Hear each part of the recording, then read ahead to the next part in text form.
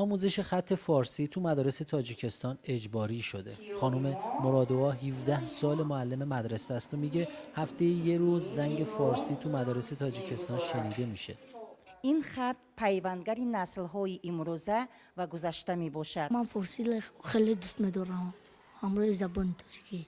ایران 500,000 نسخه کتاب فارسی یا به قول تاجیک ها الفبای نیاکان رو چاپ و به مدارس تاجیکستان هدیه کرده. از طرف دیگه مدرسان تاجیک هم از 2 سال قبل با حضور در ایران نحوه آموزش خط فارسی رو فرا گرفتن. در اولین مرحله 75 نفر از این مدرسین انتخاب شدن که طی دوره‌های فشرده در ایران آموزش ببینن که بیاین در تاجیکستان معلمین تاجیک رو آموزش بدهند. سفارت جمهوری اسلامی ایران تو تاجیکستان هم با برگزاری کلاس‌های آموزشی پارسال 450 دختر و پسر تاجیک رو با نگارش فارسی آشنا کرد.